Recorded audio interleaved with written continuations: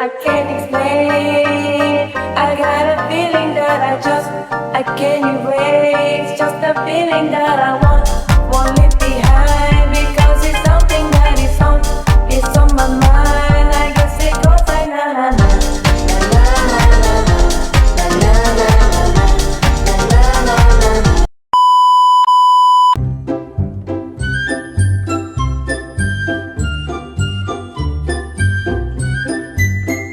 A few moments later. Assalamualaikum warahmatullahi wabarakatuh.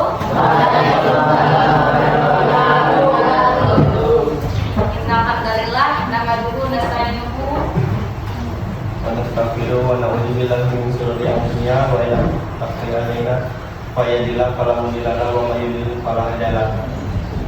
Jadi di sini kakak semua ini ingin memberi edukasi ke kalian tentang bahaya kejahatan cybercrime.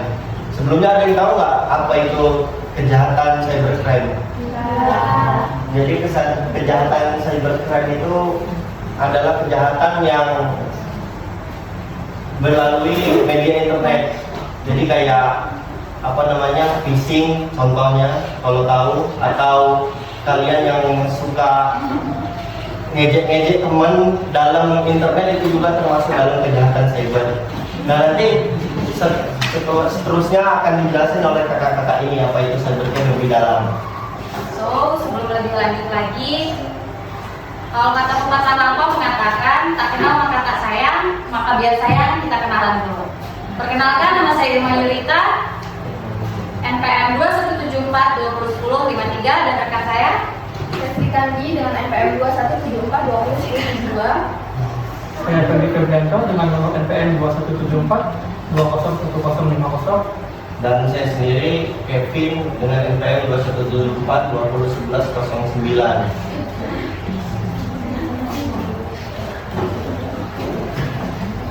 Jadi, cybercrime itu adalah aktivitas kejahatan yang melalui jaringan, internet, ataupun komputer. Yang bisa kena kejahatan ini bisa siapa aja, bisa individu, polisi, bahkan bisa instansi, lalu perusahaan. Jadi itu tuh cara kerjanya kita bisa di mana aja. Itu sangat luas sekali. Bahkan kejahatan yang biasa di dunia nyata itu tidak ada apa-apanya dibanding dengan kejahatan cybercrime ini. Jadi kalian itu dalam menggunakan media sosial harus hati-hati. Jangan kalau misalnya ada nomor yang tidak dikenal mengirim WhatsApp ke kalian, terus kalian klik, itu bisa menghack semua akun-akun yang ada di HP kalian. Jadi kalian kalau dalam media sosial itu harus berhati-hati ya. Nah, ini dia. Cybercrime adalah aktivitas kriminal yang dilakukan di dunia digital seperti pencurian data, peretasan, dan penyebaran malware. Hal ini mengancam individu maupun bisnis dan harus ditangani dengan serius. Selanjutnya ada lagi, yaitu tentang variasi ancaman cybercrime yang akan dijelaskan oleh rekan saya, Ferdi Febrianto. Silakan. Baik teman-teman, di sini ada yang namanya pencurian identitas. Jadi pencurian identitas itu suatu tindak kejahatan. Nah, itu pernah terjadi di kalangan instansi besar Indonesia di Kemenkes. Jadi kebocoran data BPJS di tahun 2016 pernah terjadi. Jutaan data kita telah dijual. Nah, itu dihargai satu datanya per 45.000. Itu. Terus di situ ada yang namanya peretasan sistem. Jadi teman-teman, peretasan sendiri adalah penyusupan ilegal ke dalam sistem komputer untuk mencuri atau menyebabkan kerusakan. Seperti misalnya ada orang yang tidak kita kenal ataupun baik kita kenal, dia mengirimkan suatu link yang setelah itu kita tekan bisa masuk ke dalam sistem HP kita untuk merusak jaringan-jaringan kita, atau dia mencuri jaringan data yang ada di HP kita. Nah, di situ juga ada namanya penipuan cyber, manipulasi dan penipuan melalui digital seperti skema phishing. Baik, jadi phishing sendiri adalah kejahatan yang dapat menyerang seluruh aplikasi dalam bentuk gadget, laptop, komputer. Selanjutnya di sini ada yang namanya cyberbullying, mungkin tidak masuk di sini. Nah, itu tadi yang disampaikan oleh Kakak Emma. cyberbullying sendiri itu adalah suatu tindak kejahatan. Kenapa? Itu bisa berakibatkan seseorang mendapat bulian terhadap itu. Di bulian dunia nyata itu dampaknya jauh lebih besar dari bulian pada umum yang seperti kita lakuin. Misalnya kita mengejek teman kita, hey hitam gitu misalnya. Nah, kalau kita hanya mengatakan itu antara kita dan teman kita, mungkin kan lingkungan luar tidak akan tahu gitu kan. Tapi kalau kita melakukan itu misalnya di story WA, itu akan mencakup cukup luas. Semua orang akan melihat. Misalnya kita sebut namanya, kalau sama mohon maaf ya, misalnya namanya Andi, kamu jelek hitam gitu misalnya. Nah, itu adalah suatu tindak kejahatan. Jadi untuk kedepannya akan menjadi lebih bijak lagi dalam membuat status atau bercanda bersama teman. Karena kan itu semua juga selalu menjadi tindak kejahatan. Ada kalanya kita ingin bercanda sama teman, pengen asik gitu. Cuman kalau ada batasan-batasan tersendiri. Buat stiker WA gitu ya kayak. Ya, bisa stiker WA nih kita teman lagi tidur nih kita foto, kita bikin stiker WA terus kita sebar ke teman-teman yang lain. Nah itu semua itu tindak kejahatan. Nah itu yang umum terjadi di kalangan-kalangan kita, kalangan-kalangan masyarakat. Terus ada lagi satu tindak kejahatan yang umum terjadi, mungkin saya percaya kalian nggak melakukan itu, terutama laki-laki. Cuman ada di lingkungan kalian, pasti. Ada yang namanya perjudian online. Ada yang pernah menyaksikan perjudian online di sini? Ya. Pernah kan? Nah, perjudian online itu juga termasuk tindak kejahatan. Nah, dia termasuk di dalam pasal 27 ayat 2. Jadi di situ setiap orang dengan sengaja tanpa hak mendistribusikan atau mentransmisikan dapat diaksesnya muatan perjudian dapat dipidana dengan penjara paling lama 10 tahun. Ngomong kalian masih SMP, jadi kita jangan tergiur sama hal-hal yang seperti itu ya. Itu gak akan bikin kalian kaya. Jadi kalau ada pun dari kalangan keluarga kita itu kita ingatkan gitu. Itu dapat diancam pidana 10 tahun penjara.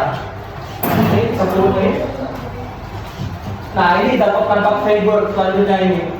Ada kerugian finansial, kerusakan reputasi, bahkan yang paling sakit itu konsekuensi hukum.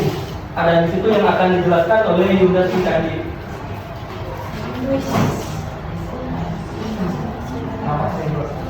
Nah, di sini ada dampak cybercrime itu yang pertama itu kerugian finansial. Kerugian finansial ini menyebabkan kehilangan uang, aset dan data yang berharga bagi individu maupun bisnis. Yang kedua, kerusakan reputasi.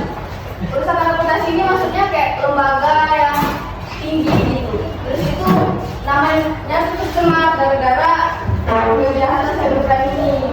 Yang ketiga, ada konsekuensi hukum. Pelaku cybercrime dapat dikenakan sanksi hukum yang berat, termasuk denda dan penjara. Nah ini ada undang-undangnya juga, yang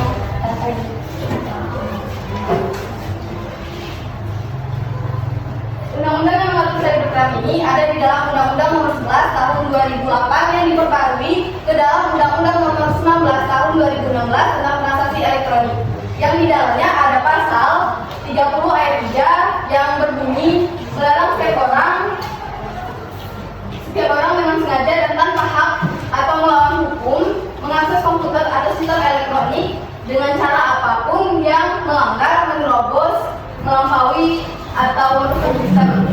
Nah, selanjutnya ada juga di pasal 31 ayat 2 yang berbunyi melarang setiap orang dengan sengaja dan tanpa hak atau melawan hukum melakukan intervensi atas transmisi informasi elektronik dan atau dokumen elektronik yang tidak bersifat publik dari ke dan di dalam suatu komputer dan atau sistem elektronik tertentu milik orang lain. Selanjutnya, mencegah cybercrime. Cara mencegah cybercrime itu adalah yang pertama kesadaran keamanan. Kesadaran keamanan itu apa sih? Yaitu meningkatkan kesadaran pengguna tentang praktik keamanan digital yang baik. Yang kedua, meningkatkan keamanan sistem.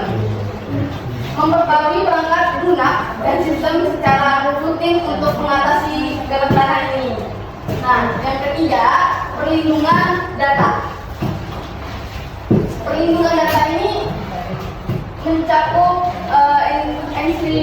enkripsi, backup, dan langkah keamanan lain untuk melindungi data. Yang keempat, kolaborasi melawan cybercrime.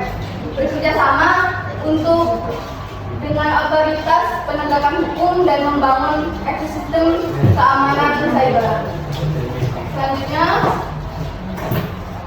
peran industri. Selanjutnya ada peran industri dan pemerintahan.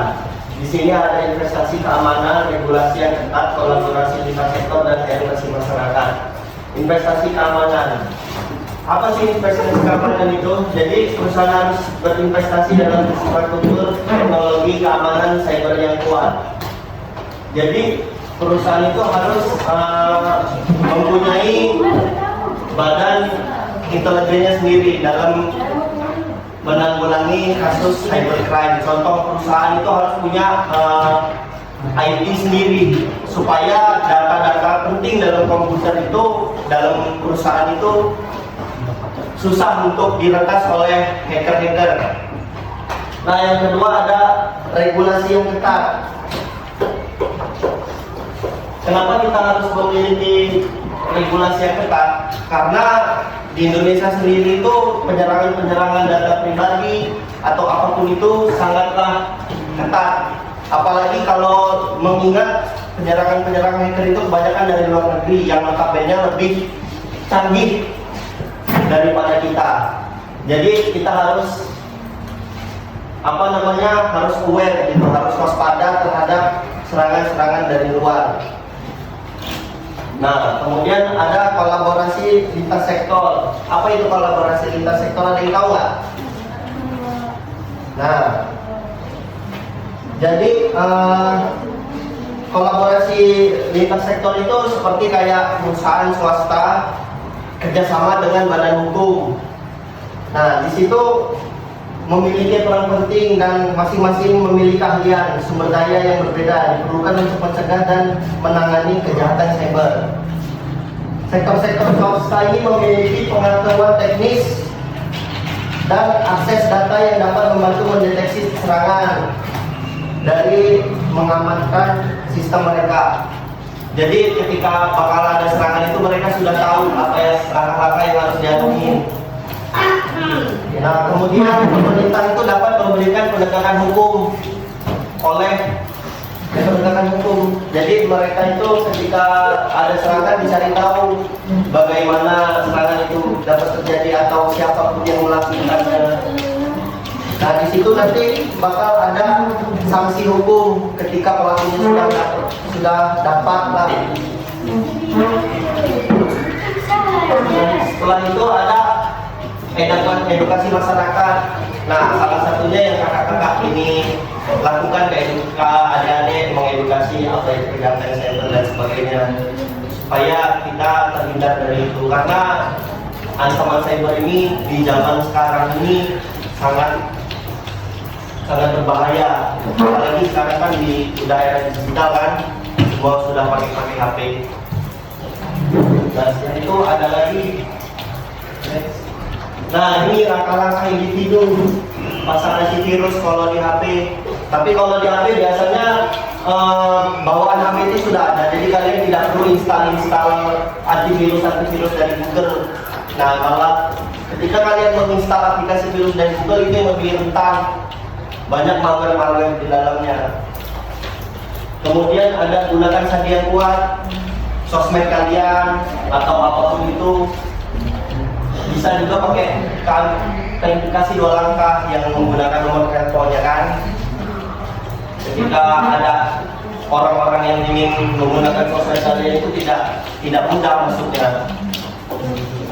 Terus itu waspada terhadap penipuan. Kayak teman-teman kalian pernah nggak suka borket dapat kuota atau apa, link-link. Nah, itu juga termasuk. Ketika kalian masing-masing mengklik-klik link-link yang nggak jelas, terutama ada yang main Facebook kan di sini. Nah, itu link-link apa kalian nonton film misalnya drakor atau apa yang bajakan, itu bisa juga masuk dari situ. Atau diamond FF kalau misal kalian yang FF. Nah, itu bisa juga, hati-hati. Apalagi ketika dia minta email pribadi kalian, itu bahaya sekali dampaknya.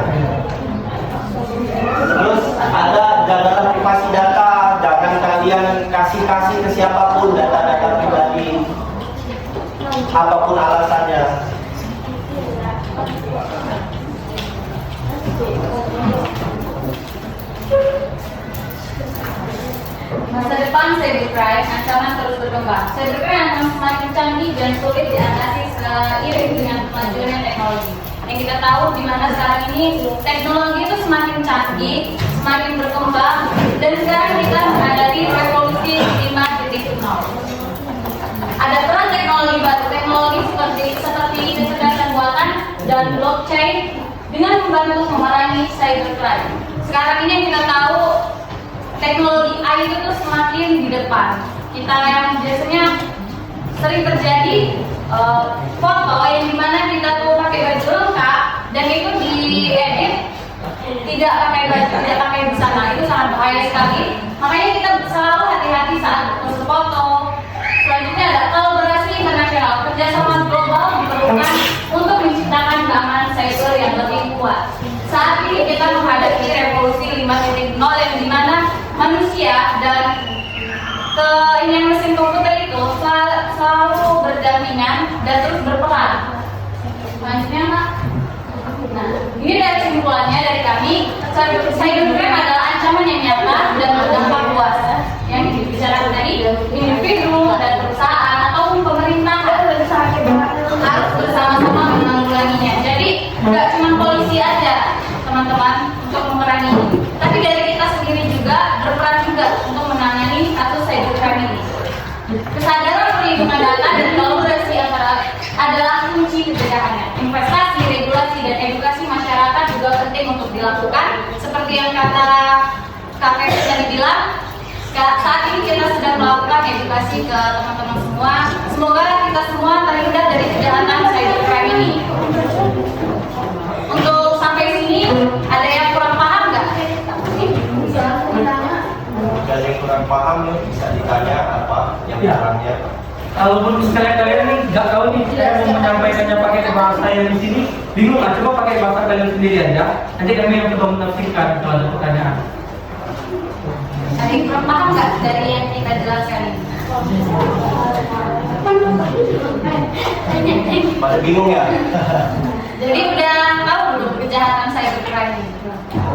Apa? Coba apa pesan saya coba.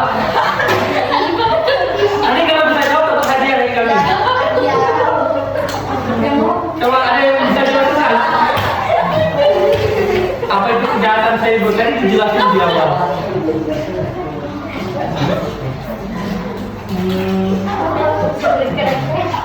Jadi cybercrime itu kalau bahasa Indonesia itu kejahatan dunia maya.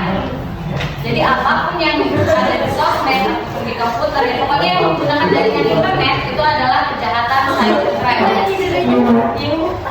Ada yang pertanyaan nggak? Kalau misalnya ada pertanyaan, kita ada hadiah. Kita kasih hadiah. Ya.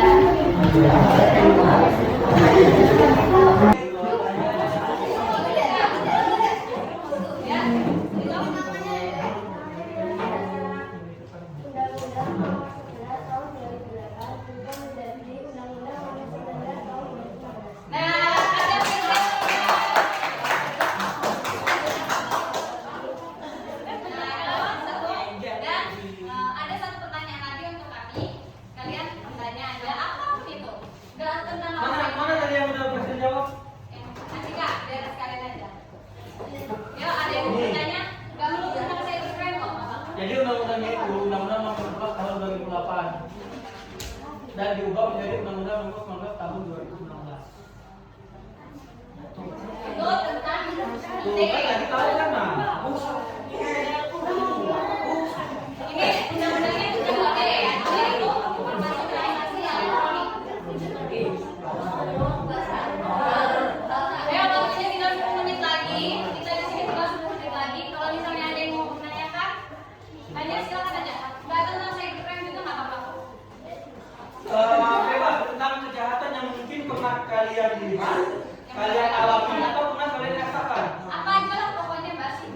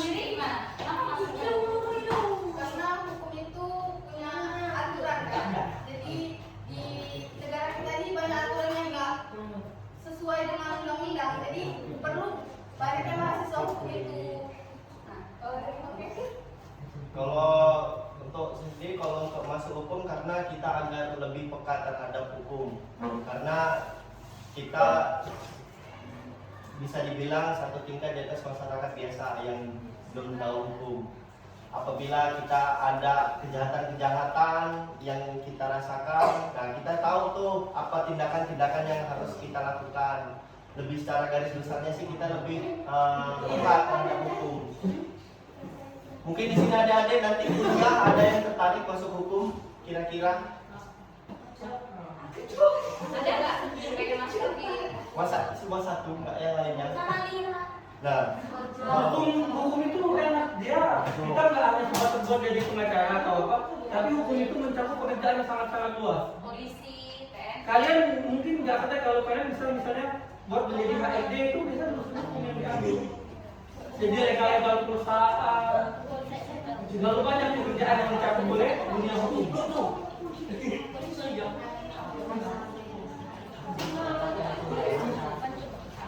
Selesai sudah pertemuan kita hari ini. Kita dari